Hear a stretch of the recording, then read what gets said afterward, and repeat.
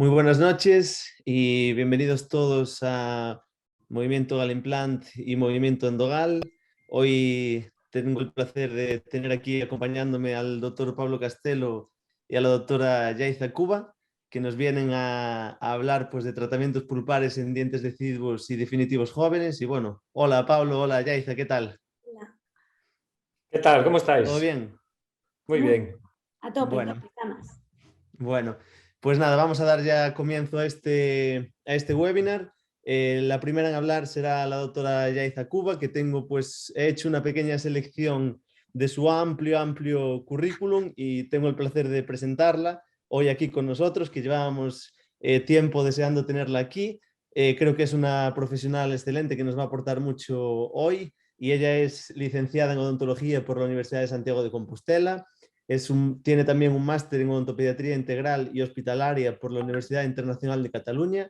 Es profesora asociada de la Clínica Integrada Infantil del grado de odontología de la Universidad Europea de Madrid, profesora del posgrado de odontopediatría de la Universidad Alfonso X el Sabio, es odontopediatra exclusiva además en Madrid y también, como no, divulgadora de contenido científico dental en la cuenta de Instagram que os animo a que sigáis, que es @DRA_cuentadientes. Sin más, os dejo con la doctora Yaiza Cuba, que seguro os hará disfrutar un montón. Muchas gracias. Muchas gracias, César. Muchas gracias a todos los que estáis al otro lado después de un martes de jornada laboral, seguramente.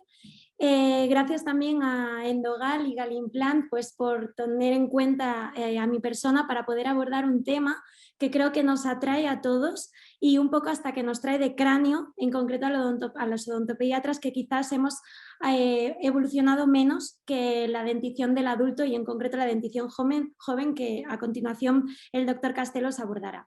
Así pues, vamos a dar por comienzo este breve tema sobre la terapia pulpar en dentición temporal, pero antes de entrar al grano, para daros pues, una serie de tips que con suerte mañana miércoles vais a poderlos ya a poner en práctica, que es el objetivo de este movimiento endogal y de Galimplant, pues quiero reflexionar que nos dé un poquito de reparo o cuanto menos respeto o incluso miedo, si me apuráis, al hecho de que cojamos con cierta facilidad la turbina, porque a lo que en 1970 se hablaba como ciclo vital de la muela, del molar, considero que más que ser el final de un problema, que podría ser en este caso la lesión de caries y en el tema de hoy una lesión profunda, en realidad, lejos de ser la reversión de un problema, puede ser el comienzo de otro. Con lo cual, aunque estemos para hablar con un énfasis especial de la pulpectomía, vaya por delante que también mencionaré otros tratamientos de mínima invasión y con ello mínima intervención, y así pues tengamos, como os digo, la finalidad no ser el mejor en hacer una restauración, sino llegar al objetivo de prevenirla. Y este nuevo paradigma del manejo actual de la caries lo permite en que, tal y como recoge este artículo de cariología de vanguardia, de cariología contemporánea, es que el presente más actual de los tratamientos en odontología, sea general o sea odontopediatría, se deberían de enfocar desde la mínima invasión dental y por ende mínima intervención mental que aplican odontopediatría, especialmente a la conducta, que es, digamos, un sexto sentido del odontopediatra. Y esa forma de actuar, que nos erradica en parte al uso de forceps por las extracciones, al uso de fresas constantemente, usando turbina constantemente, nos lo permite la evolución de la odontología adhesiva. Ya no tenemos que de algún modo encajar dos piezas como lo hacía casi más de 100 años atrás el doctor Black, al que le debemos sin duda el inicio de la odontología reparadora, pero deberíamos de basar nuestra filosofía dental, aunque por supuesto lleguen pacientes que todavía requieran de nuestra invasión. Nuestro objetivo, insisto, no debería de ser sino justamente el conseguir una odontología preventiva, gracias a los avances que casas comerciales como Endogal nos ponen en nuestra mano para invadir de la menor forma posible a estos dientes, respetando ante todo en lo posible su vitalidad. Por ello, si no lo conocéis, os invito a indagar sobre este artículo que os dejo en pantalla, que pone en valor a lo que se llama el sistema 4D. Quizás haya alguno que este sistema, que es el Caries Care International, no le diga nada, pero le puede decir mucho la tabla de ICDAS, el sistema de ICDAS, que es ese sistema que nos dejaba pues, una tabla de 6 estadios de la lesión de la caries, y en función de la severidad clínica y además radiográfica, ya que habría otra clasificación radiográfica, nos diría: abórdalo de esta manera, abórdalo de aquella otra, esa lesión tan negruzca pero que a priori no tiene mayor sintomatología, déjala estar. En cambio, en esta otra que ya tiene unas rugosidades un poquito más amarronadas, quizás con blanco tiza, representando actividad de la lesión, trabájalas y entonces abórdalas. Pero incluso ya ICDAS, tiempo atrás, nos hablaba de la mínima invasión. Entonces, no olvidéis que incluso para visitar a vuestros pacientes ya con un plan de tratamiento establecido y con ello quizás una pulpotomía o una obturación, no olvidéis de cada vez que lo veáis, intentéis clasificar el riesgo de caries de este paciente, porque de nada valdrá que tapemos dicho agujero si no le encauzamos a cómo proyectar su salud, ya no solo restaurar su problema, sino cómo te doy no un presupuesto, sino un proyecto de salud y encamino a que sigamos luego, en ausencia de cariología, manteniendo revisiones periódicas para seguir detectando posibles anomalías en estadios sumamente incipientes, y con ello cada vez que nos veamos podamos abordar un plan de tratamiento en el cual en el día de hoy tiene colación directa a hablar sobre este artículo, que es la última guía en la que se nos hace mención al tratamiento pulpar de la dentición temporal y que posteriormente el doctor Castelo abordará desde la perspectiva del adulto. En esta imagen, que es la misma que tendría en la portada, no viene aleatoria, viene porque todos nacemos, todos envejecemos y todos al final pues moriremos. Y algo así es lo que nos hace la pulpa. La pulpa es como una persona que crece, madura, envejece y muere. Con lo cual, teniendo esta gráfica, esta metáfora o esta comparativa en nuestra mente, podremos entender que la dentición definitiva, especialmente cuando es joven, va a ser mucho más versátil que la envejecida, y esto en la dentición temporal, que también tiene una caducidad, quizás es la vitalidad del diente es mucho más acelerado a empeorarse. Con lo cual es verdad que en la dentición de temporal, hasta hace bien poco la ciencia no nos daba amplitud de tratamientos porque parecía que teníamos que ser más radicales por culpa de que ese diente tenía una fecha de caducidad mucho más temprana, que a lo mejor lo tiene un 6, que nace pues con 6 años, y que con suerte igual estamos tocando con 50 años. Pues evidentemente la temporalidad de duración del diente de leche versus diente definitivo no es la misma. Pero gracias a avances como este artículo y gracias también a entender que la fisiología de los dientes temporales no tiene nada que ver con la dentición definitiva, y aquí voy a hacer un paréntesis haciendo una pequeña mención a las diferencias que hay a nivel de corona clínica, ya que los llamamos de leche porque por una tonalidad más blanquecina estamos precisamente perdiendo protección o dureza del esmalte de leche, ya que en esencia hay menor grosor de esmalte y muy cerca en los dientes de leche o molares de leche tenemos muy cercana a lo que sería el cuerno pulpar. Cosa que en un diente definitivo, joven o adulto, pero especialmente joven, tendremos una dimensión, digamos, de tejido endurecido, de tejido tipo esmalte o de esmalte y dentina, mucho mayor al diente temporal. Y a nivel de raíz, la mayor, digamos, comparativa o la mayor diferencia que hay en los dientes de leche, al contrario que los definitivos, es la divergencia que en los dientes multirradiculares nos vamos a encontrar, y que en su defecto en los unirradiculares nos vamos a encontrar con que tengan una curvatura hacia palatino para albergar por vestibular al germen definitivo. Y como os digo, el haber entendido cómo son las diferencias de la dentición de leche comparativamente a la definitiva y el avance de la ciencia y de las casas comerciales para minimizar los tratamientos radicales que en antaño teníamos que abordar en odontopediatría precisamente porque se envejecían con rapidez, podemos entender ahora que todo lo que le hagamos a la dentina lo va a sufrir la pulpa y viceversa.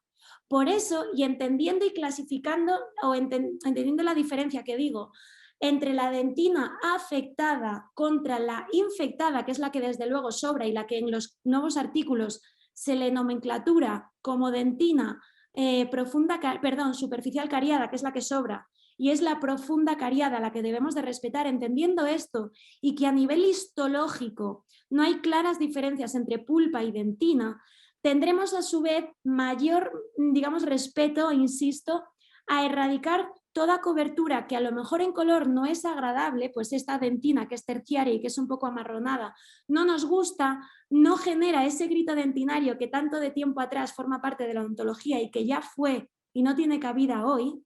Pues entendiendo esto, podremos abordar que lo que le hagamos a la pulpa lo sufrirá la dentina y viceversa, la dentina a la pulpa más bien, porque son como mejores amigas y que al contrario de lo que Black nos estipuló, no existen cavidades ideales. Lo que hay son cuerpos de una lesión superficial, una dentina que sí está infectada, pero luego ya tengo una dentina reparadora y que debo de respetar. Y esto es lo que nos aborda, a ver, aquí tenemos las imágenes de todo lo que acabo de mencionar, y esto es lo que nos aborda y en lo que nos vamos a centrar después de esta breve introducción, lo que nos abordaría el último artículo de la IAPD, que nos habla sobre terapia pulpar infantil. Así pues, el principal objetivo de cualquier tratamiento por nuestra parte, siempre que clínica y radiográficamente lo permita, debe de ser respetar la pulpa. Por lo que en el mejor de los casos voy a intentar llevar a cabo el recubrimiento pulpar indirecto. Y para ello debo de respetar, como os decía, esa dentina terciaria que aunque no bonita y quizás no sumamente endurecida, ya tiene una superficie tipo cuero que podré respetar para que a su vez dicho diente se respete a sí mismo manteniendo la vitalidad pulpar. Y para ello es interesante que abordemos o que tengamos en consideración información y versatilidad en la clínica sobre ionómeros de vídeo como base cavitaria para abordar este tratamiento pulpar indirecto o en su defecto muy buenos, correctos protocolos de adhesión, ya que hay artículos que avalarían que incluso en ausencia de ionómero de vidrio, a través de un muy buen protocolo adhesivo, persista a respetar esa dentina que he dejado con caries, con lesión de caries, pero que simplemente está afectada y con ganas de proteger a su dentina, a su pulpa, porque no está infectada como lo está un cuerpo inicial de la lesión de caries. Por otro lado, el recubrimiento pulpar directo, que lo tengo en asterisco, es aceptado a día de hoy desde el 2020. Y digo aceptado a día de hoy porque hasta ayer era un poco el anticristo. Todo tratamiento que pasaba de no respetar la dentina terciaria, la dentina más profunda y que aunque ya dura no gustaba en color porque no sonaba a grito dentinario, se nos iba la mano con la turbina y catapum, entrábamos a pulpa. Y hasta ayer, si entrabas en pulpa, todo era ya erradicar pulpa, cuanto menos a pulpotomía. Pero hoy se sabe que el diente temporal, aunque con fecha de caducidad previa al definitivo, permite la aceptación del tratamiento pulpar directo. Si bien es cierto que para que esto sea posible, de antemano el diente tiene que estar asintomático y que si bien cabe, la exposición es más bien iatrogenia nuestra, ya que el objetivo de lo que sería el recubrimiento pulpar directo es precisamente convertirlo en indirecto. Y en cualquier caso, si se produce por iatrogenia de pasarme de usar fresa, tengo que tener en cuenta biocerámicos, a lo cual Endogal y Galimplant han hecho pues, un gran avance con nuevos biocerámicos, con el clásico agregado del trióxido mineral, en el que vamos a luego profundizar un poquito. Y finalmente la pulpotomía y pulpectomía, en la que me voy a meter un poquito después.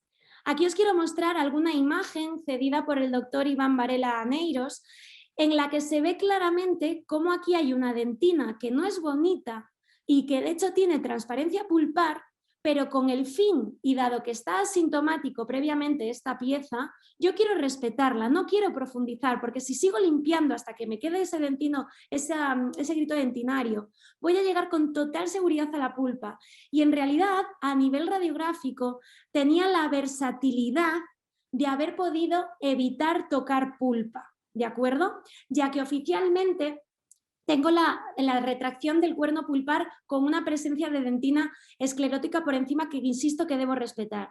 Y aquí observáis cómo se sella con una base cavitaria o en su defecto un correcto protocolo adhesivo y lo rellenamos con composite normal e incluso podría usar ese propio ionómero de vidrio de alta viscosidad para rellenarlo hasta arriba. En cuanto al recubrimiento pulpar directo, si nos abordamos a través de la filosofía de la OMI, de la mínima invasión y de la filosofía de mínima intervención, que no es lo mismo aunque lo mezclemos, la mínima invasión es el acto clínico y la mínima intervención es la filosofía de trabajo, pues en ese sentido os he de decir que no tengo casos clínicos de recubrimiento pulpar directo, porque si ya creo que voy a llegar a pulpa, y el diente está asintomático y sobre todo radiográficamente, en tanto que pueda tener radiografía en odontopediatría, he observado que hay una mini capa de dentina con retracción pulpar, lo que implica que ha tenido la capacidad vital de retraerse para autoprotegerse. Mi filosofía es, ¿quién soy yo para lo que de manera natural el diente ha llegado a producir para protegerse con esa dentina terciaria? ¿Quién soy yo para abrirlo? Por lo que, insisto, no tengo un caso para presentaros, pero si os pasase que de manera iatrogénica limpiásemos de más, justamente ese trióxido de agregado mineral, el MTA clásico, el Endogal lo ha reformulado, manteniendo todo tipo de ventajas de este biocerámico, pero mejorando las desventajas que era que teñían al diente por la presencia de óxido de bismuto. Y además, no sé si os pasaba, a mí me sigue pasando, malgastaba muchísimo MTA porque la manipulación es francamente compleja. Sin embargo, al pasar que la mezcla es polvo-gel y además en una dosificación de 2:1, el espatulado es mucho más práctico y al final nos queda una consistencia tipo IRM, que para llevarlo a boca y compactarlo es mucho más versátil y hemos, como os digo, malgastado mucho menos que con otro tipo de marcas donde toda partícula se diluía demasiado si echases poca cantidad de líquido. Entonces, ante todo, no tiñir el diente, y sobre todo tenemos una formulación tipo gel y con ello los recubrimientos pulpares directos, cuyo objetivo, a pesar de estar aceptados por la ciencia, es oficialmente prevenirlos a través de un RPI o en su defecto ya representar que la lesión de caries está en pulpa y con lo cual ir directamente a trabajar pulpa, pues si os pasa que os quedáis a medias, este sería un material a tener en cuenta. Y aquí ya estamos en el meollo de que la lesión de la cavidad y además de la sintomatología es compatible con el tratamiento pulpar. Ya no puedo preservar el tejido pulpar sin tocarlo, sino ya tengo que abordarlo. Entonces, ¿cómo hacer la diferencia entre pulpos y pulpectomías? Lo cierto es que no hay cómo diferenciarlo hasta que abro pulpa. Y en cualquier caso, siempre tenemos que recordar que las propias anestesias previas a cualquier tratamiento pulpar siempre pueden en cierto modo sesgar un poco nuestro diagnóstico definitivo porque estamos metiendo vasoconstrictor. Entonces, vaya por delante que toda anestesia intrapulpar que por H o por B tengáis que meter automáticamente convertirá vuestro tratamiento ya no en pulpo, sino en pulpecto. Pero para que no abordemos a los pacientes sin un presupuesto previo, os doy una serie de tips que os van a ayudar a dar un diagnóstico que, insisto, cuando yo emito un presupuesto siempre les digo que voy a intentar que sea esto, pero al final yo tengo que ver cómo está in situ el estado del nervio. Igual que cuando te vayan a quitar, pues voy a decir algo así un poco severo, cuando te quitan un tumor, siempre analizan cómo están los tejidos adyacentes por si tienen que hacer un limpia mayor. Pues esto es algo semejante, ¿de acuerdo? Entonces, para determinar qué es una pulpotomía, lo que en principio vais a hacer, radiográficamente vais a observar que que la lesión de caries, la imagen radiolúcida, prácticamente toca la pulpa, pero en esencia no la toca. Cosa que en la pulpecto yo ya voy a ver que la parte negra de radiolucidez está en pulpa. Además, la pulpo, que es un diente vital por definición, no puede tener osteolisis. Si ya hay osteolisis o lesión en furca, tiene que ser pulpecto. Y luego a nivel de sintomatología, ya que las pruebas de vitalidad en niños es una utopía a veces, pues nos tenemos que amparar a la anamnesis de los padres de le duele al masticar, con lo cual entiendo que es un estímulo que reversiblemente me devuelve la salud del diente, de la pulpa. Y si en cambio han pasado noche toledana y con medicinas de por medio, antiinflamatorios o analgésicos, pensad que ya no está vital, o de estarlo, es pulpitis irreversible o incluso, como os digo, estando en un proceso de necrosis, ¿de acuerdo? Y ahora sí, cuando ya estoy abriendo el diente, la pulpotomía implicará que sin anestesia intrapulpar, de manera natural, con hemostasia simple de un algodón sin presión, logre, digamos, generar hemostasia de la entrada de los conductos. Si por el contrario el sangrado no cesa, además es un sangrado muy oscuro o incluso hay ausencia de sangrado, tengo que determinar que directamente es pulpectomía. Y determinaré que es extracción en tanto que la osteolisis supere 2/3 de raíz o en su defecto por una rizolisis fisiológica o quizás patológica no tenga al menos 2/3 de raíz. Pero insisto, la diferencia clínica es, la diferencia diagnóstica es directamente clínica, no hay otra, ¿vale? Y aquí hago un también pequeño paréntesis y es que no podemos o no debemos hacer pulpotomías en dientes anteriores a la luz de la evidencia científica, ya que anatómicamente los dientes de leche anteriores no tienen, digamos, una clara diferencia anatómica entre la cámara pulpar y la raíz, con lo que si entro a pulpa, y no de manera iatrogénica, sino porque hay una validez tanto clínica como radiográfica, como de anamnesis, de que la pulpa está afectada, no podré quedarme a medias en pulpotomías, debería de entrar a pulpectomía. Y dicho esto, ya centrándonos en la pulpectomía, todo lo que hasta hace poco eran contraindicaciones, hoy son indicaciones, como por ejemplo lo es esa lesión de furca. Antes todo lo que ya tenía osteolisis en la furca era extracción y mantenedor de espacio. Sin embargo, hoy se sabe que no es así. Y al contrario, pocas son las contraindicaciones que se nos ampara desde las guías clínicas o la evidencia más actual en cuanto a terapia pulpar infantil. Y en cuanto a la dentición, aquí hago un paréntesis también, y es que en este tipo de contraindicaciones que leéis en pantalla, quiero hacer una pequeña mención a esta, que es la movilidad de la pieza. Y es que hay que diferenciar que el diente se puede mover de manera fisiológica porque está para exfoliar a expensas de su lesión de caries, o que se mueva como consecuencia de la presencia de un absceso que nos va a multiplicar la movilidad porque hay una distensión del ligamento periodontal y con ello movilidad.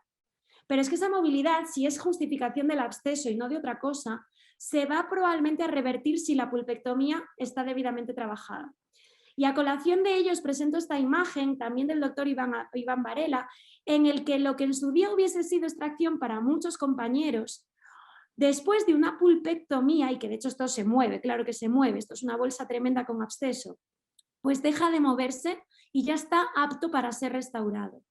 Y aquí tengo que hacer esta mención, por favor, ya está bien de que cuando cubra algún compañero alguna urgencia de un odontopediatra si no está en la clínica, solo por ver un absceso, ya demos antibiótico hasta que le vea al odontopediatra. Y la respuesta es que no. Son niños en crecimiento. El microbioma intestinal y el microbioma general, incluyendo el oral, se está asentando. No digamos, maltratemos a la epigenética, que es esa capacidad de llegar a ser algo distinto a lo que heredamos gracias al contexto que vivimos.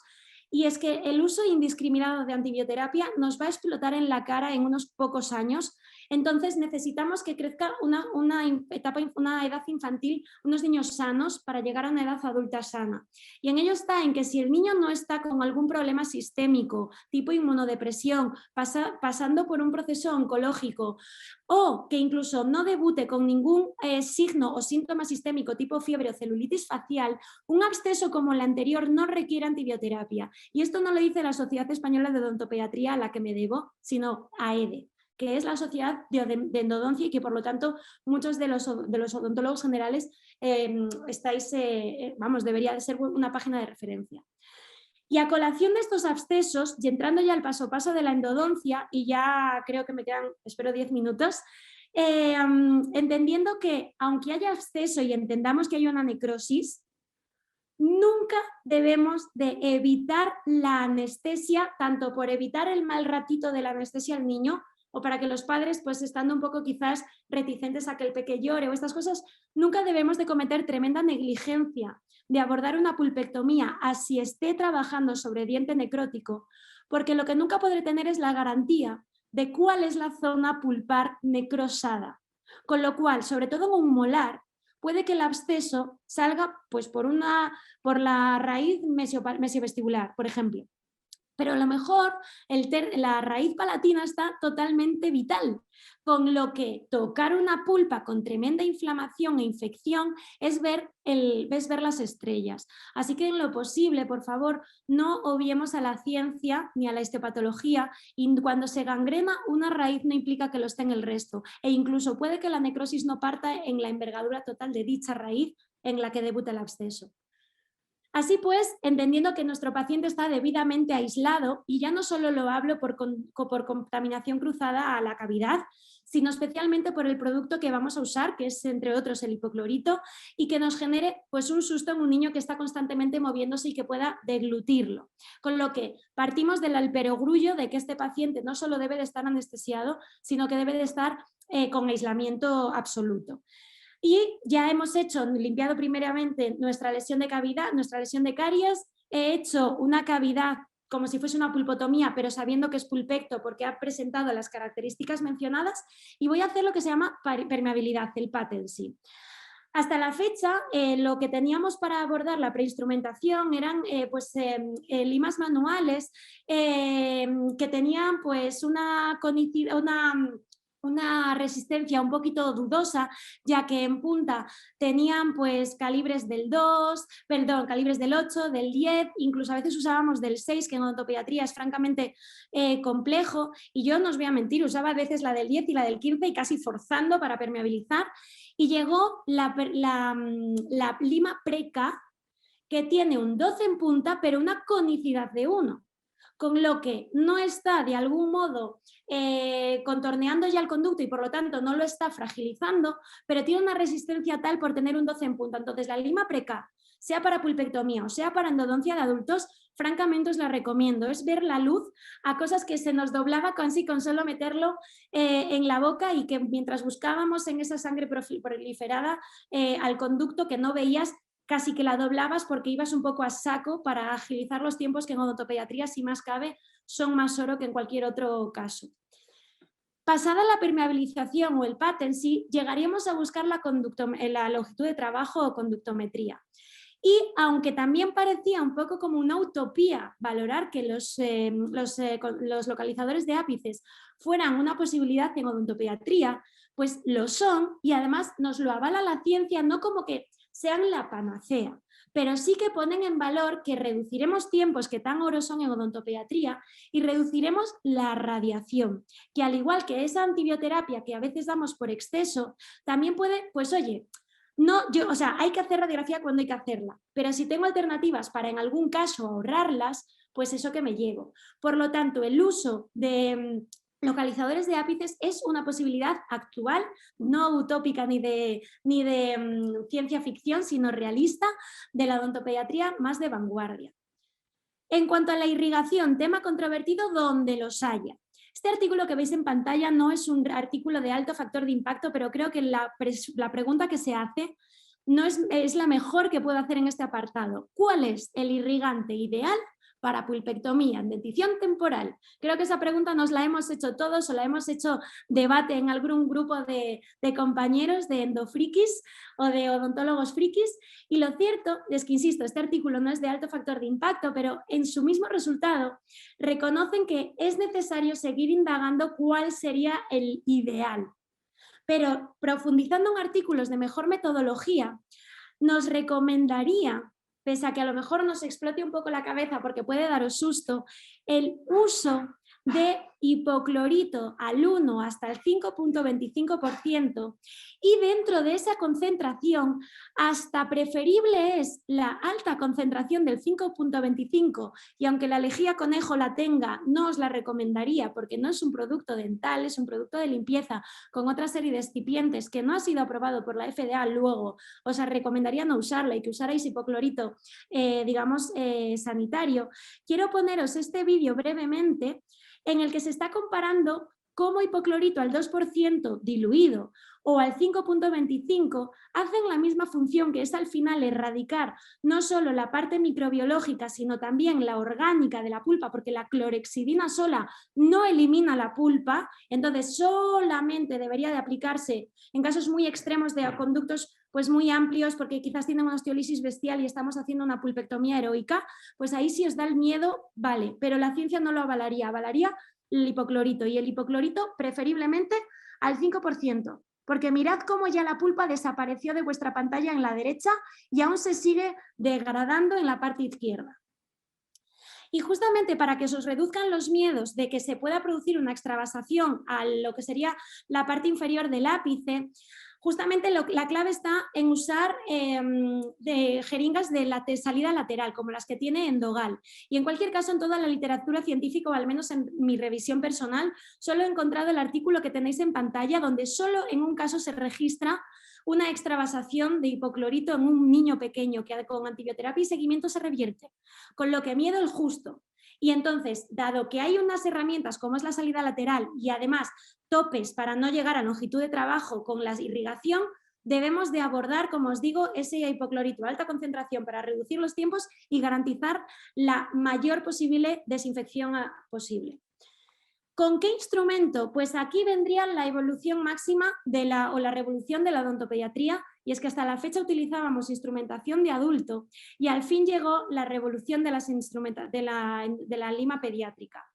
¿Por qué es tan importante esto? Porque los niños pequeños, bueno, igual que los adultos, abren tanto como es su edad, peso tienen y la talla la talla que van evolucionando, con lo cual un niño no te va a abrir lo que te abre un adulto, no hay cómo, con lo que teníamos mucho sufrimiento de cómo abordar hasta el fondo con unas limas de longitud tremenda, y entonces aquí la revolución es que tenemos 19 milímetros en las limas de Endogal Kids para sector anterior y 17 milímetros para el sector posterior. El sistema o el blister nos incluiría cuatro diferentes, calibres con diferentes conicidades y diferentes longitudes, destinando que la ECA 4 va a ser solo para los sectores, para el sector anterior, para las pulpectomías de los incisivos. Y en este caso la sección de corte sería triangular, lo cual es mucho más eficiente en el resultado de la limpieza del conducto y del crown down que le vayamos confeccionando. Y aquí la versatilidad que también nos permite Endogal, y es que estas limas se pueden trabajar tanto de manera continua como de manera alternante, reciprocante. Y la literatura nos diría que aunque no hay grandes diferencias a la hora de abordar una pulpectomía de un modo u otro, parece que la reciprocante nos reduce los tiempos, pero no todos los motores de rotatorios permiten esta versatilidad, cosa que el sistema rotatorio de Endogal sí permitiría que elijáis indistintamente continuo cuando queráis y alternante cuando lo necesitéis, quedándonos, insisto, con la alternante o reciprocante. Aquí el objetivo o mayor dificultad de la instrumentación de pulpectomías no es el hacerla, es el entender cuál sería el calibre y con ello qué lima debo de abordar o utilizar, ya que el gouging o la decisión o la elección de lima maestra es relativa, ya que va a haber una rizolisis o bien patológica o en el mejor caso fisiológica. Entonces esto tiene una importancia muy relativa, no vamos a hablar de limas maestras o de un ajuste del calibre apical exacto, pero vamos a orientarnos a entender cuándo usar una ECA 1 o la ECA 2, que quizás es la que más nos puede dar de quebraderos de cabeza, ya que os dije que la ECA 4, que es la de 19 milímetros con 40 de calibre, va a ir directa para sectores anteriores, y la ECA 3 solo para palatino. Entonces la duda nos queda en todos los demás, en los conductos mesiales y los vestibulares. Entonces, cuando después de hacer patency, la lima del 15 nos entra con cierta resistencia, estamos ante un conducto estrecho, lo que nos exige trabajarlo por tercios con la ECA 1, que tiene, un calibre de 25 y una conicidad de 4, ¿de acuerdo? Cuando el conducto es medio, que ya es un poquito pues, más holgado, Vamos a alternar, si lo permite la conducta y estoy un poco con miedo, la ECA1 y la ECA2 después de haber pretrabajado con la ECA1. La ECA2 tiene una diferencia con la ECA1 y es que tiene una conicidad de 6, pero sigue teniendo 25 en punta. Entonces, si voy ágil con conducta y necesito precisamente agilizar los tiempos, como este conducto es más anchote y lo suelen tener especialmente los conductos distales de los molares mandibulares, pues en ese 85 distal, en esos conductos distales, puedo a lo mejor ahorrarme la ECA1 y ir directamente a trabajar, ya no quizás por tercios, sino por mitades, un crown down a mitades con la ECA2, porque el conducto que es más ancho lo permite. Si es más estrecho no podemos forzar, aunque la lima es sumamente resistente. Cuando estoy en conductos anchos, que directamente voy a hablaros solo del palatino superior, no hay otro, ahí vamos a trabajar directamente con la ECA2, me olvido de la ECA1 y cogeré la ECA3 que tiene un 30 en punta y en una conicidad de 4, con lo que no estaremos tampoco acusando con un incremento de la conicidad como sí sucede de la ECA1 a la ECA2. Y también podríamos, dado que es anchote, no hace falta hacer un crown down a tercios, sino lo hacemos a mitades para agilizar tiempos, que es oromodontopediatría, como el que ahora estoy consumiendo yo. Y para directamente sector anterior, trabajaremos solo con la ECA4 del tirón, que tiene 40 en punta y una conicidad de 4, ¿de acuerdo? Siempre ayudándonos, como os digo, de esa preca que va a ser un patency para todas nuestras interfaces, irrigaciones y demás que vayamos haciendo por el camino. ¿Y cómo obturo? Después de haber hecho nuestra eliminación instrumental con limas rotatorias como las de Endogal, pues obturaremos con pastas iodofórmicas, dentro de que al igual que con irrigantes no hay un gol estándar, aunque la ciencia se inclina hacia el hipoclorito 525, no hay un gol estándar en obturación, pero parece que las pastas iodofórmicas sería la mejor forma de obturar y retener todo tipo de bacteria que haya quedado pululando por ahí. Aquí tendríais un poquito el resultado de cómo colocamos inicialmente la pasta iodofórmica y rellenamos con IRM, y a partir de aquí es clave el sellado de la corona, porque al igual que una endodoncia de adultos, si no existe ferrule o no reconstruyo bien vuestra endodoncia, podéis ser el auténtico doctor Castelo que os va a fracasar, aunque la endodoncia sea de 10, y aquí pasa lo mismo. Si no reconstruimos debidamente, fracasará. Y lo ideal en odontopediatría, sobre todo cuando la lesión de caries y por ello la pulpectomía partió de una clase 2, debemos de hermetizar toda la corona con coronas, no con obturación, aunque por supuesto queda como segunda opción, pero no la ideal por la ciencia ni por la experiencia. Que sepáis que existen dos opciones, una estética de circonio y una metálica, y que en sector anterior, en cambio, optaremos pues, por coronas de acetato que nos hacen un poco la vida más fácil. Aquí se me extravasó un poquito de Vitapex por vestibular, y veis cómo después de haber instrumentado esta pieza, observáis cómo efectivamente no hay una constricción que separe cámara pulpar con raíz, por lo que no abordéis pulpotomías en un diente anterior. Es un poquito el mensaje final.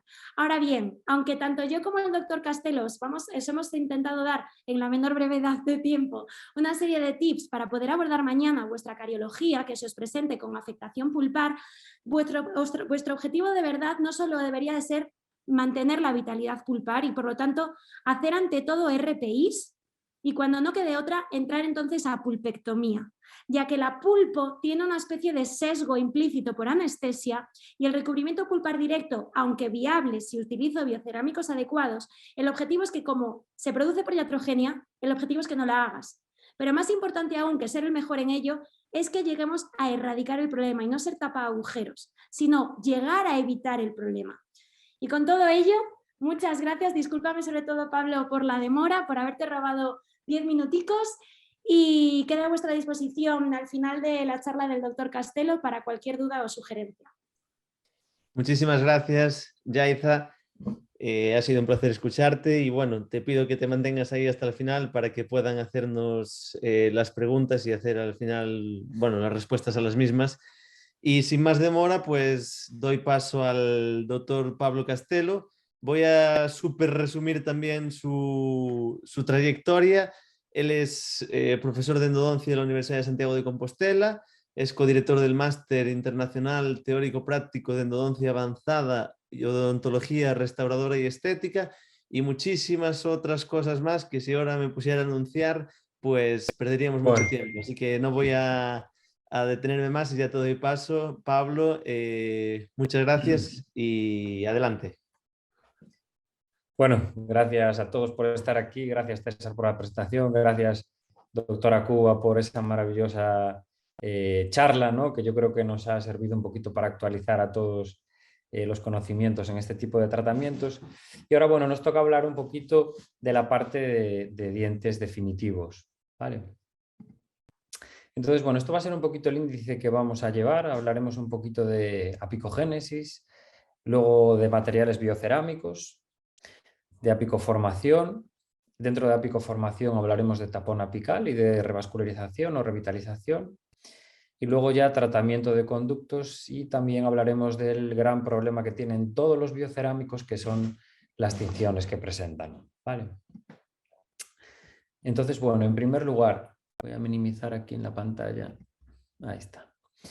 Bueno, vamos a definir apicogénesis y apicoformación, ¿vale? Apicogénesis van a ser todas esas maniobras, todo ese conjunto de tratamientos que nosotros vamos a realizar, pues, para poder preservar la vitalidad pulpar y que se termine de formar la raíz, ¿vale? Va a ser el recubrimiento pulpar directo, la pulpotomía parcial o la pulpotomía tradicional. Luego, por otro lado, tenemos la apicoformación, que es el conjunto de tratamientos que nosotros vamos a realizar para tratar la pulpa necrótica, que van a ser dos, ¿no? El tapón apical o la revascularización. Bueno, y aquí vemos las opciones que tenemos, ¿no? Es decir, si hay una necrosis, como vemos ahí a la derecha, las opciones que tenemos son la regeneración o el tapón, ¿no? O el tapón apical. Y si digamos que si tenemos una pulpitis reversible, vamos a poder hacer eso, una pulpotomía o un recubrimiento pulpar directo. En cuanto a la apicogénesis, digamos eso, que puede definirse como el conjunto de procedimientos que realizamos para mantener la vitalidad pulpar. Dependiendo de la extensión de la inflamación, puede estar indicada desde una protección pulpar directa hasta una pulpotomía convencional. La pulpa dental en pacientes jóvenes es más celular y por tanto es capaz de recuperarse de diferentes agresiones. Vale, entonces, bueno, aquí estamos viendo un poquito el esquema, ¿no? Nosotros lo que hacemos es recubrimos la herida, se va a formar un puente reparador y se va a seguir formando la raíz hasta, digamos, que finalice el crecimiento normal, igual que los dientes adyacentes. Bueno, vamos a ver un caso ahora. Vamos a ver este caso de una paciente que acudió a la clínica, una niña de 9 años, bueno, pues que se había caído, y bueno, nos lo envían así, con este material restaurador provisional, y nosotros lo que hacemos cuando hacemos esa radiografía preoperatoria, y lo que hacemos es aislamos, retiramos el material provisional, se había caído en el mismo día, y como vemos que la pulpa estaba bien, pues colocamos un material biocerámico. Vale, en este caso es un caso que ya tiene unos 4 o 5 años, este caso lo tratamos con biodentine. Todavía no habíamos desarrollado el Evo-MTA, entonces bueno, lo hicimos con biodentine, que el biodentine, como sabéis, es un material estupendo, funciona francamente bien, pero bueno, tiene alguna desventaja, como que bueno, necesitamos una máquina específica, que la consistencia al principio es como muy flexible, y que bueno, que es un material bastante costoso. Vale, bueno, ahí lo estamos aplicando.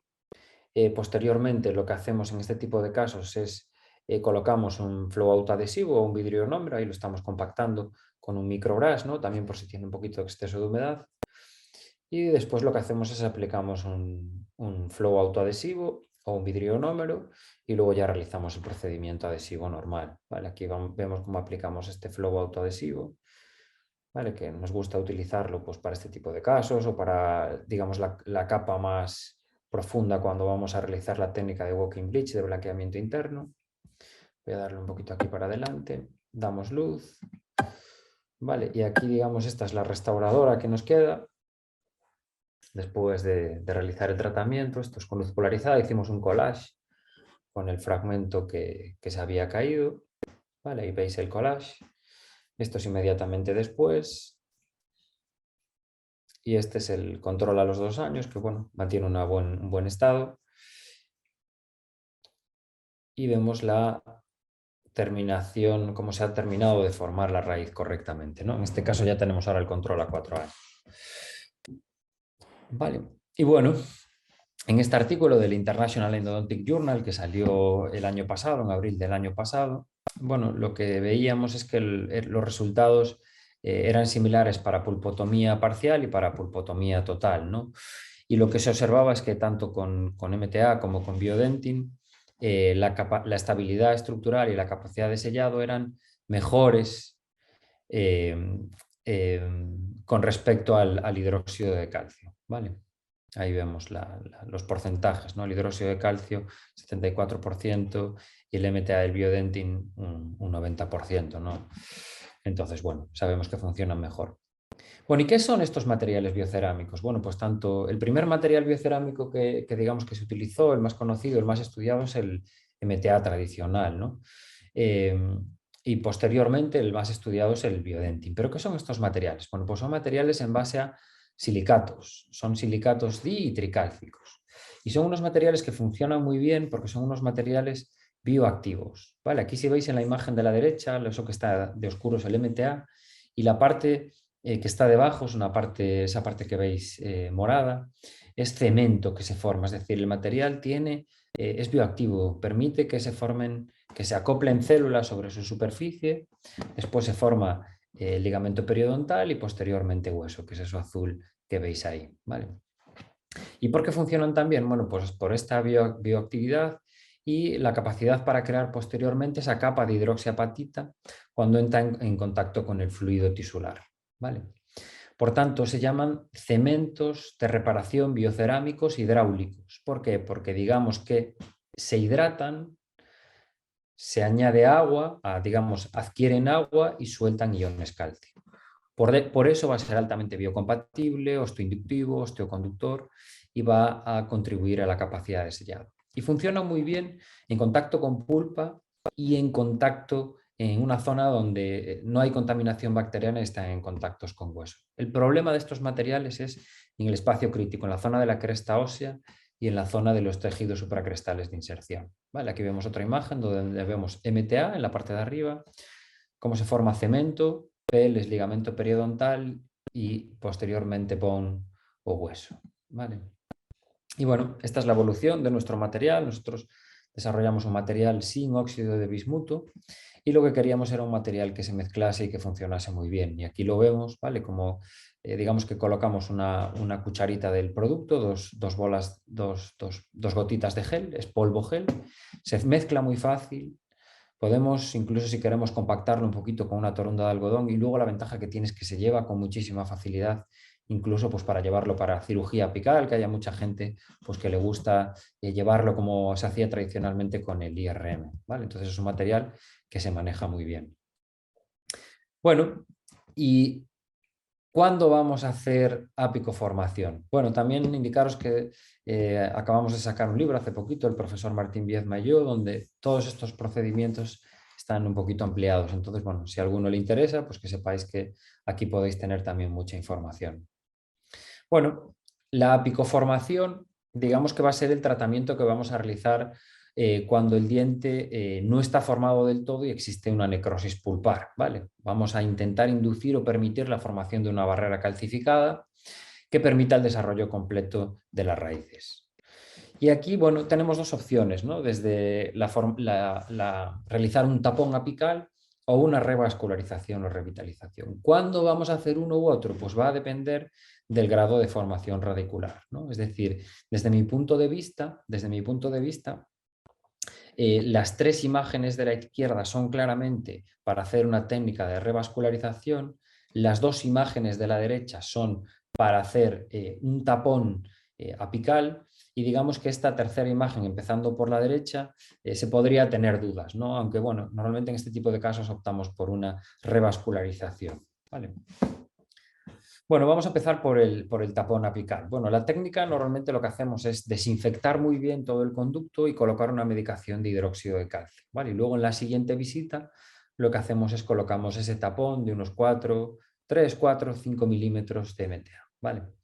Depende si vamos a realizar posteriormente, en algún caso, por ejemplo, en algún caso de retratamientos, estoy hablando ahora de pacientes adultos, no de niños. En pacientes adultos donde a lo mejor queremos hacer luego una cirugía apical, pues a lo mejor colocamos 5 milímetros de MTA y luego hacemos la cirugía apical simplemente cortando la raíz y ya no tenemos que preparar a retro porque ya tenemos nuestro MTA colocado, ¿vale? Pero bueno, para el tapón apical en ápice inmaduro lo que hacemos es eso. Abrimos, limpiamos, desinfectamos, dejamos una medicación de hidróxido de calcio para controlar el proceso infeccioso.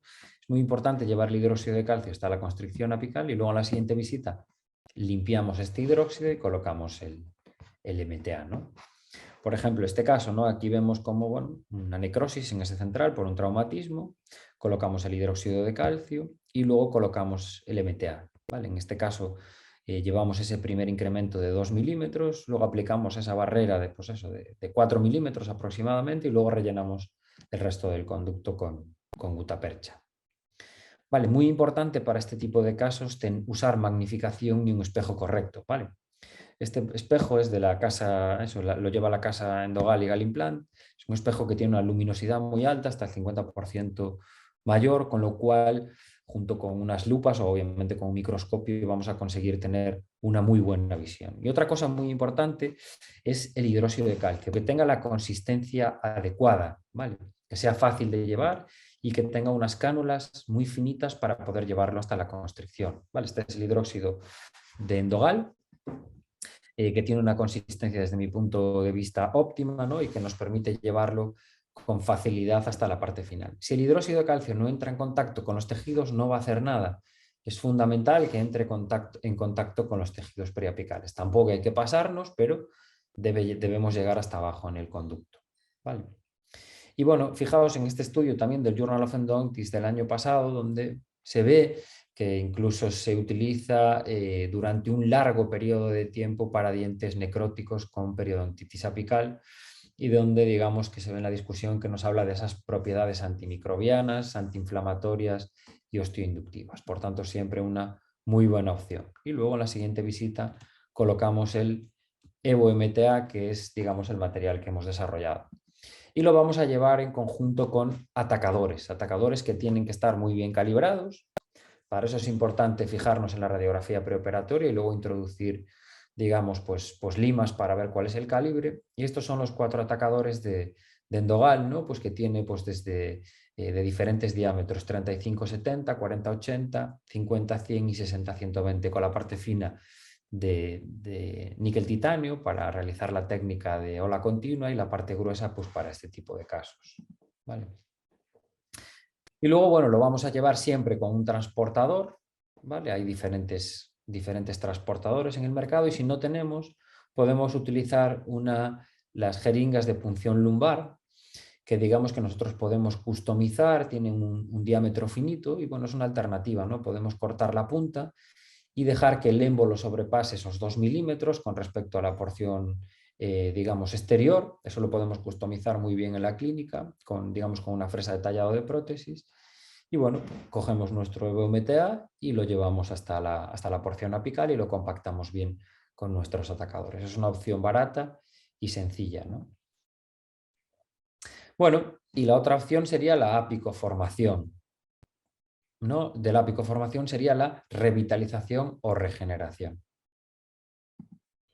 ¿Cuándo vamos a hacer esta técnica de revascularización o rehabilitación? Dios mío, revitalización, estoy espeso a estas horas ya. Bueno, lo que vamos a hacer es en esos casos donde el ápice esté abierto, ¿no? Como veis en este caso, este es el caso que tengo yo de mayor control, que es un control ya a 7 años, donde hicimos esta técnica, ¿no? En este caso la paciente tenía una clase 2 y bueno, se le produjo una necrosis y aquí vemos el tratamiento con ese control a los 6 años. ¿En qué va a consistir la técnica? Bueno, pues la técnica, aquí lo vamos a ver en este vídeo.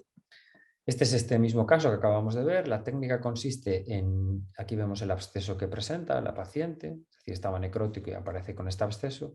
La técnica consiste en una primera cita de abrir, limpiar y desinfectar muy bien toda la raíz. Para eso vamos a utilizar hipoclorito a alta concentración, ¿vale? Hipoclorito al 5%. Vamos a eliminar un poquito la interferencia y vamos a irrigar muy bien, ¿vale? Con mucho cuidado de nunca llevar el hipoclorito más allá del tercio medio.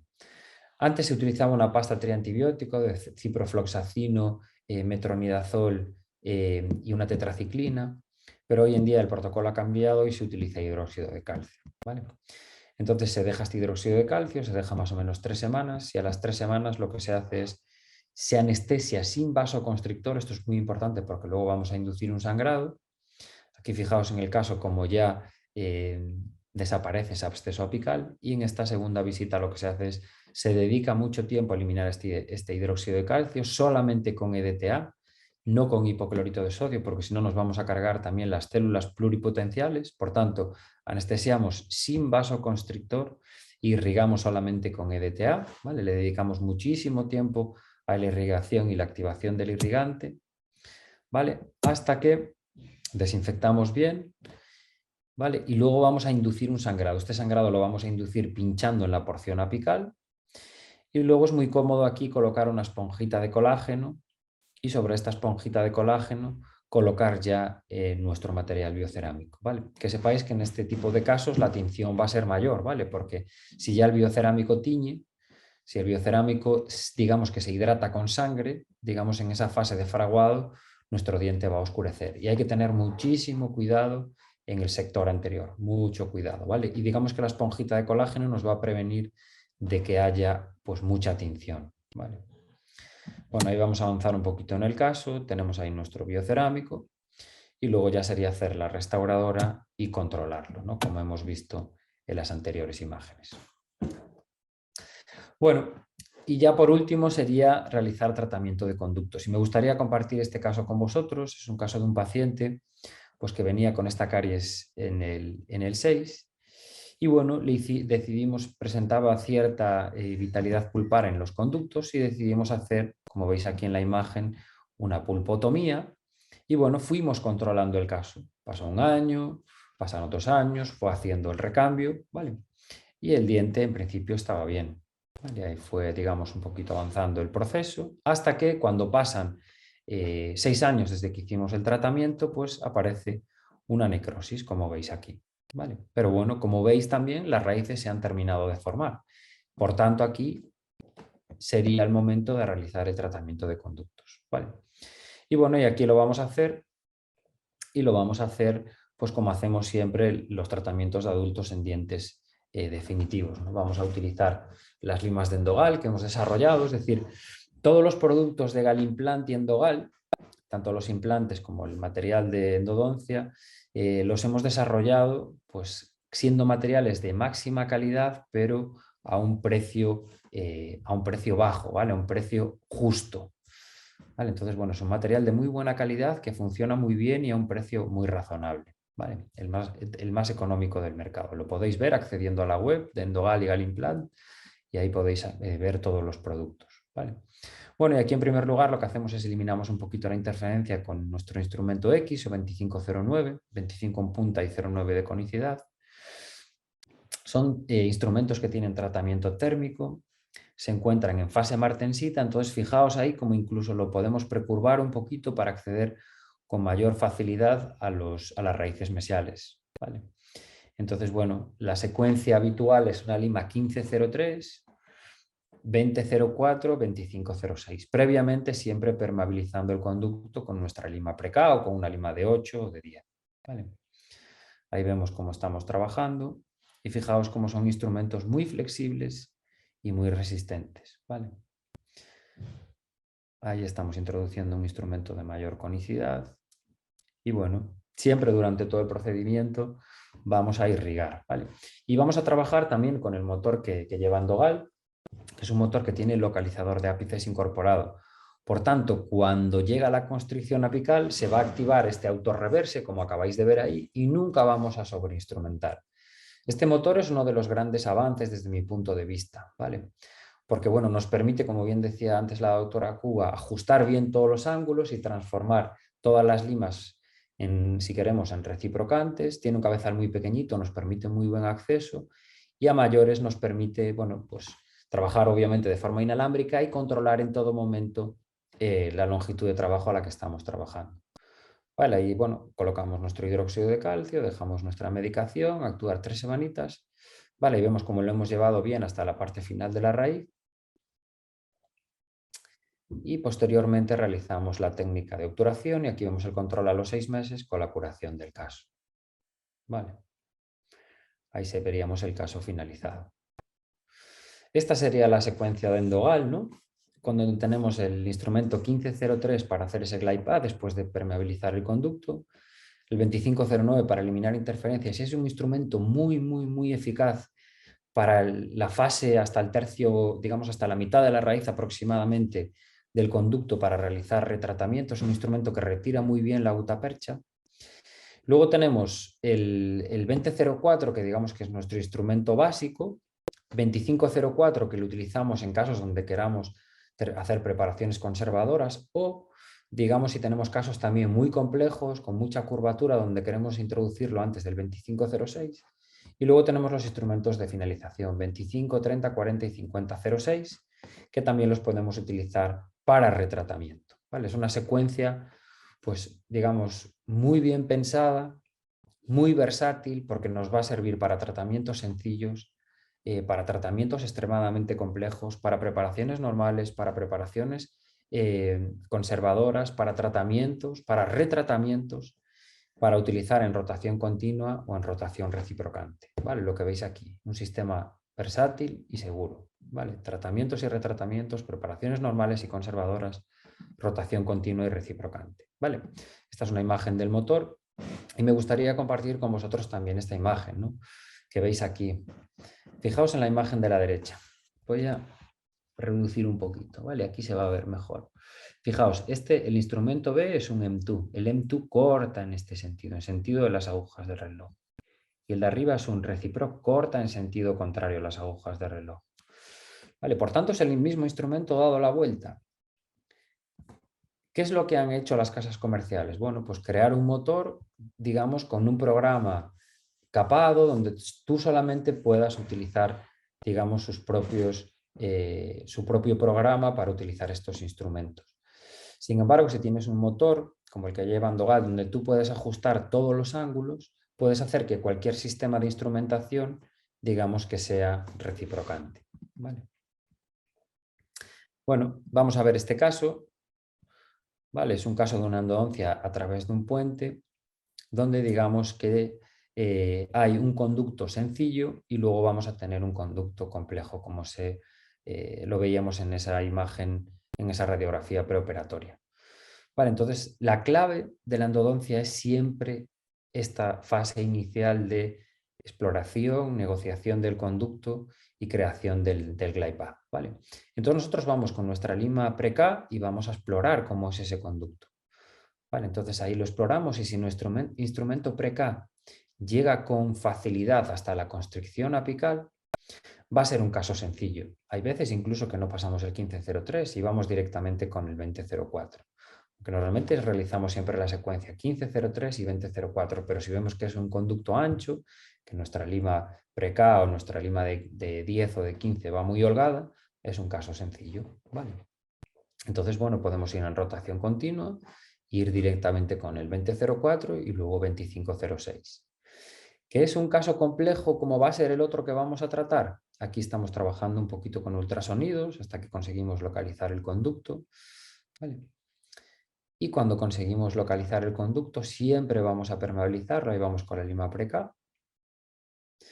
Después de permeabilizarlo, lo que vamos a hacer es, aquí en este caso es muy importante esta fase de glide path, porque las limas van a sufrir mucho, ¿no?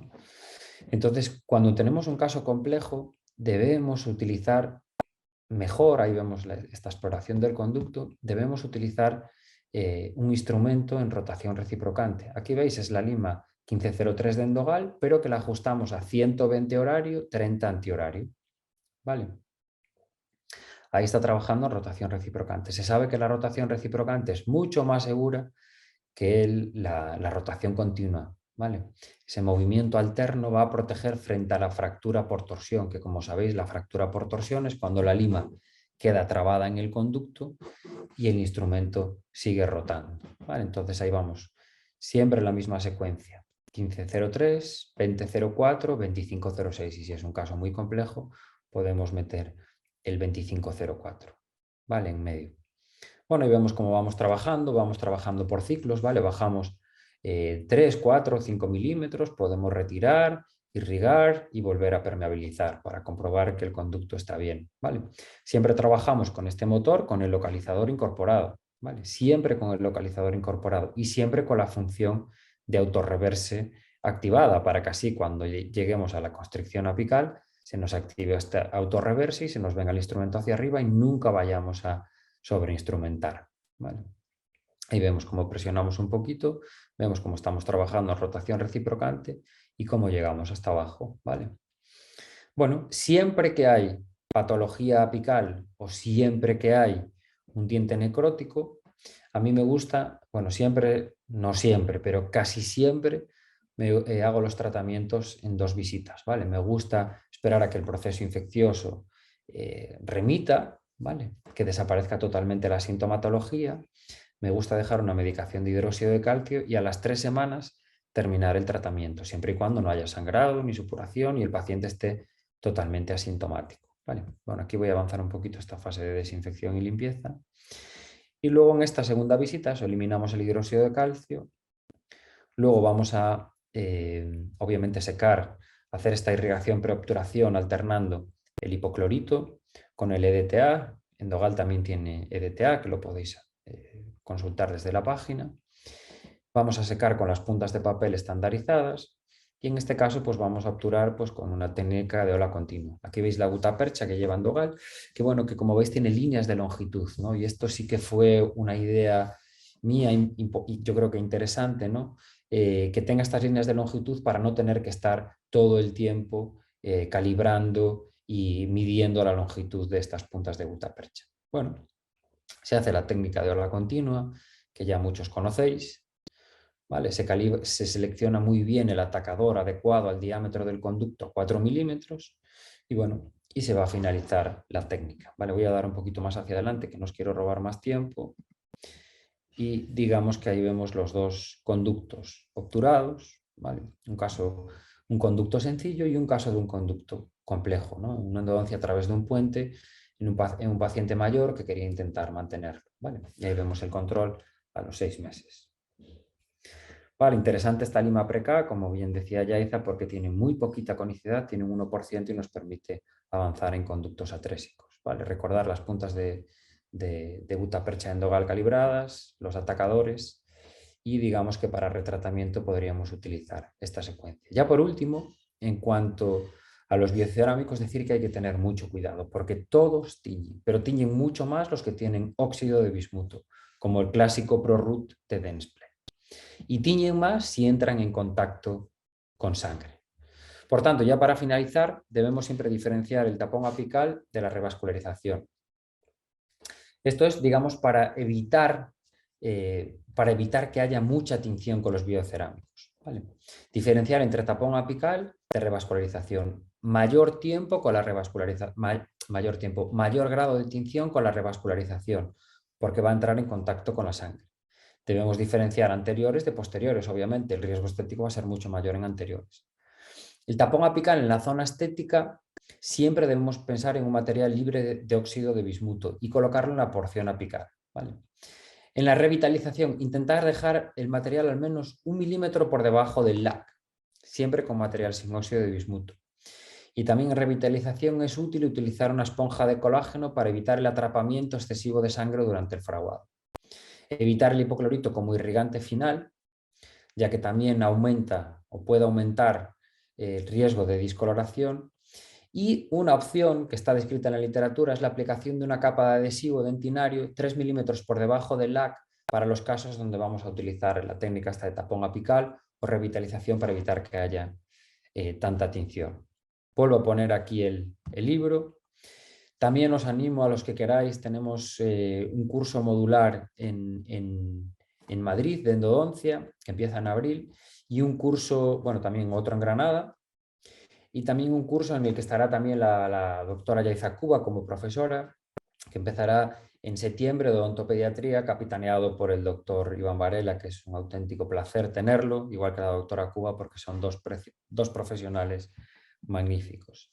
Y ya para finalizar, dar las gracias a Galimplant y Andogal por todo el soporte, y digamos porque son dos empresas españolas, y yo creo que tenemos que tirar un poquito pues, por lo nuestro también, ¿no? Aquí os dejo los links a mis redes sociales, y yo creo que, bueno, agradeceros el tiempo, agradeceros estar aquí a estas horas, y bueno, si hay alguna pregunta, César, yo creo que ahora la podemos ver. ¿Vale? Sí, tenemos alguna pregunta. La doctora Cuba ya ha ido respondiendo algunas de ellas. Bueno, informar que les he dejado por el chat el enlace en el que pueden acceder pues, a la información de los modulares de Endogal. Y ahí, pues en Madrid ya quedan solo las últimas plazas, pero aún quedan plazas disponibles y da comienzo en abril. Entonces, bueno, ahí tienen la información si lo desean. Bueno, Pablo, nos pregunta la doctora Ana Roque, ¿cuántos usos recomendáis con estas limas rotatorias? Gracias. Bueno, esta es una pregunta que tiene una respuesta muy gallega, depende. Es decir, si la lima sufre mucho o si la lima sufre poco, ¿no? Es decir, si la utilizamos, por ejemplo, para un incisivo central, que la lima casi no sufre nada, o para un premolar ancho. Bueno, pero para las limas de endogal y para cualquier otro sistema, si las limas sufren poco, las podemos utilizar varias veces. Si la lima sufre mucho, pues obviamente la vamos a desechar. Yo, por ejemplo, para casos complejos, las utilizo solo una vez, ¿no? Incluso para algunos casos muy complejos, voy a colgar mañana probablemente un caso en Instagram de un molar con doble curvatura, pues que tuve que utilizar 2 instrumentos de cada número pues para poder configurarlo, ¿vale? También estos instrumentos, al estar en fase martensita, digamos que cuando se desespiran es que ya han sufrido bastante y debemos desecharlos. Pero bueno, no nos duele tanto porque el blister de 6 instrumentos rotatorios son 22 euros, que comparado con lo que cuesta en otras casas, pues bueno, es muchísimo más. Entonces, la respuesta es depende, y depende de la complejidad. Sí, Vale. que en odontopediatría los serían 2 molares, más o menos. Que en principio 2 molares, pero siempre teniendo la ética que acaba de decir el doctor Castelo, que en lo posible, si tú fueras quien recibe la endodoncia, siempre en lo posible utiliza nuevo material. Claro, es decir, esa es otra. Yo si me voy a hacer una endodoncia, ¿qué quiero? ¿Que el material sea nuevo o que sea un material reutilizado? Entonces, bueno, ahí ya depende de cada uno. La tendencia es a utilizarlo menos veces, porque luego si te fractura el instrumento, siempre tienes un problema. Y más en un niño, claro, si te fractura una lima en un niño, es un lío. Pero bueno, es verdad que los instrumentos aguantan mucho. Vale, vale. Bueno, están lloviendo ahora un montón de preguntas. Vamos a responder un par de ellas más y las otras os las envío y las podéis responder después, después a través de correo electrónico. Nos preguntan también, hola, yo en las pulpectomías, después de la pasta iodofórmica, sello la cámara con MTA y ionómero de vidrio. Luego reconstruyo con compro y nunca he tenido filtraciones. Evito así las coronas. ¿Qué le parece? Ya, yo creo que es para ti, pero yo creo que no tiene mucho sentido. Por el chat otra, pero estaba releyéndola. De hecho, ¿quién es quien hizo la pregunta para leerla otra vez? Que te estaba perdiendo el hilo. Sí, No, Renzo Bellili García. A ver. Dice que coloca pasta iodofórmica y luego MTA. No hay necesidad, ¿para qué? O sea, después una pulpectomía o pulpotomía, porque en cualquier caso es redundante. Tú simplemente quieres obturar la parte radicular, pero una vez llegaste a la parte cameral, como os mostré en la imagen, rellenas con IRM y ya está. No tendrías que poner MTA en el suelo cameral. Bastaría con que pongas esa pasta iodofórmica a nivel radicular, fin. Y encima IRM y por encima pues lo que consideres, desde esa corona metálica o circonio en el mejor caso porque hermetizas todo, o con un muy correcto trabajo de adhesión con composites. haciendo técnicas sándwich, pero IRM, para rellenar la cámara pulpar, IRM. El Vitapex o, en su caso, alternativas, porque de hecho lo estaba respondiendo en el chat, ya lo comenté 2 veces, el Vitapex, que era lo que usábamos, está descatalogado, pero hay otras pastas iodoformicas que, bueno, sin tener material ideal, vendrían a un poco a sustituir este material descatalogado. Y puesto esto, ya no haría falta poner nada por encima en la cámara pulpar, en la cavidad, en el suelo cameral. Vale. Vale, también, bueno, ya para finalizar, esta es para el doctor Castelo.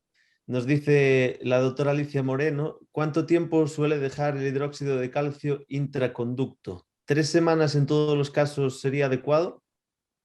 Sí, yo casi siempre lo dejo 3 semanas, porque 3 semanas es un tiempo razonable por si hay sintomatología, hay fístula, si hay un proceso infeccioso activo. Es un tiempo razonable para que el proceso infeccioso, la sintomatología o la fístula cierren, que comprobemos que, digamos, que comprobemos que el proceso se enfría y así nosotros podamos terminar el tratamiento con unas ciertas garantías, ¿vale? A mí también, como sabemos, en casos de dientes necróticos con patología apical, cuando hacemos la primera parte del tratamiento hay riesgo de reagudización o flare-up, es decir, que haya proceso infeccioso activo potente. Entonces, bueno, esperar a que luego se enfríe, que el paciente tome antibiótico, si consideramos que es necesario, que no siempre tiene que tomar antibiótico ante esta reagudización o flare-up.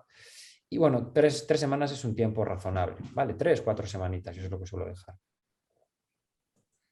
Bueno, pues muchísimas gracias. Todo el mundo por el chat pues os está dando las gracias. Alguno nos comenta que ha llegado un poquito tarde, pero que no se preocupen porque subiremos la grabación de la charla a nuestro canal de YouTube y la podrán volver a ver de nuevo. Muchas gracias, doctor Castelo. Muchas gracias, doctora Cuba. Y esperamos volver a veros muy pronto en Movimiento Galimplant y Movimiento Endogal. Gracias y buenas noches a todos.